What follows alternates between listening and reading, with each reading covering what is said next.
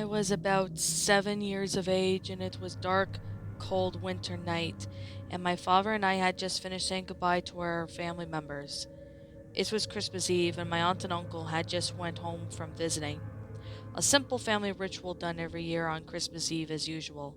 Before I knew it, I had kicked off my winter boots and was in bed.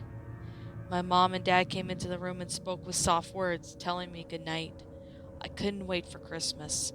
It was my absolute favorite holiday of the year. The presents, the dinner, everything just seemed so perfect for the holiday season. Well, at this point, I couldn't go back to bed feeling and thinking about Christmas. Wonder what possibly could be under the tree.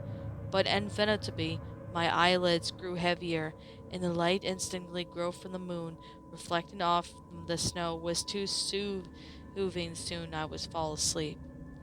All of a sudden, I was awake, thinking it was Christmas. I was overjoyed when I got up to see the presents, but I heard something odd, and my presents were usually parents. We were usually up making breakfast. I am a pretty heavy sleeper.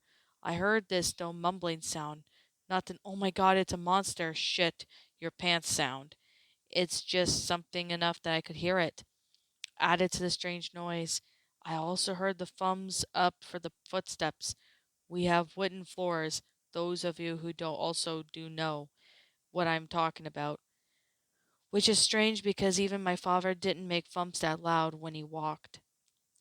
So, the curious and carefree child I was, I went to investigate the noises. I checked upstairs, my parents' room, the bathrooms, everything, but found nothing. So, the only two pieces were left were in the living room and the kitchen. When I stepped into the living room, I had found the source of the mumbling. It was my mother and my father, tied up in the rope, with clothes all around their mouths in front of a Christmas tree with all the presents. Suddenly I went in shock, and my parents weren't the ones to play pranks either. Being scared, I rushed to the kitchen to fetch a knife to cut the rope. All of a sudden I heard a noise coming from the living room. It was the thumping again. I hurried back there. Next to my parents was a tall man in a black sort of robe like thin cloth around him.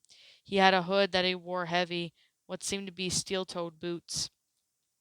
The most defining characteristic of this mysterious man was the mask he wore. The mask he wore was black. It had huge holes for the eyes, rimmed with metal. It was a long plastic string that was tied up in the knot to keep the mask on. But the thing I remembered most about the horrifying black beak on its mask, with its curving downwards, almost like a hellish bird from Nightmare. Only this was in real life. I was in shock, just standing there, at that hell bird stared blankly back at me, as though eating my every soul within my body. I did nothing for seconds and felt like total hours until finally the bared man spoke up, very light and formal, yet with spike voice. Also, he was a man, whatever it really was, a man or not. "Am I the bringer of oblivion?" he said. "What do you plan on doing, you bastard?" I replied. He simply snickered. Behind him I noticed a bag. He had reached into the bag and pulled out a gasoline tank, started dousing my parents with gas. When I went to attack him, but he punched my stomach, I fell to the ground. It also felt like he broke some of my ribs. Now, not be that way, okay? I expect you would sit and behave like a good little boy." He started covering the tree and presents with gas and then threw a tank down, it also spilling gasoline everywhere. He grabbed me by the shoulder and threw me by the front door. "Merry Christmas," he said, dropping the enclosed envelope and all the mask identical to his, and then he took a big Zippo lighter and ignited. Then he threw the lighter to my parents, instantly engulfing them and everything in flames. Then he jumped out of the window and ran into the dark woods behind our house. I watched as they were screaming in agony under the cloths and their skin started to melt away and char.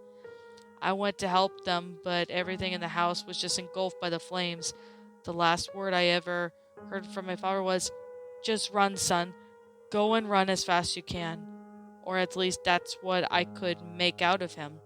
When I ran out of the house, knowing sadly contemplating whether or not to leave or not, I reached for the door and behind my foot stumbled upon something. It was the mask and the letter. For some reason, I took the mask and letter. When I finally got a chance to open up the letter, my parents were gone, all of my happiness crushed, and the letter, as it reads, followed. From the bringer of oblivion. I knew you would keep this. Hello, if you're reading this. Then that means you are very lucky. I am the bringer of oblivion, and this is your letter of oblivion. With this letter was a mask I left for you as well, but more importantly, I left you with something much more anger. Ha ha ha ha ha. Don't cry, because it will no do what good whatsoever. I have left you with a mask and a new life you could choose to lead. Take this mask and help the words in your head, because I know they will be burned in your memory. When you are older, or maybe even now, depending on what you're even reading this, you could take this mask and do the deed I had done for you and your family to another. You could take the rage out of you. Don't worry, it feels good, I know. Burn down the house, leave a letter and mask identical to these of the youngest of the household.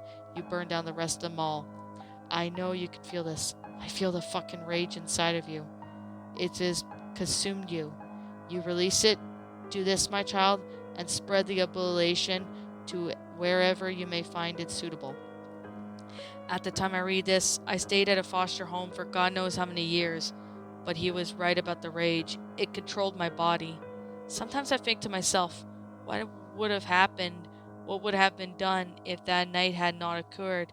But there's no fucking way I would become him. I thought to myself. I am now 18 years old, and the rage and the day and the letter are all stuck in my head. It's all burned down there. I am dropping this mask and this letter to the legs of a very lucky 5-year-old girl who just happened to be the youngest of family of 4.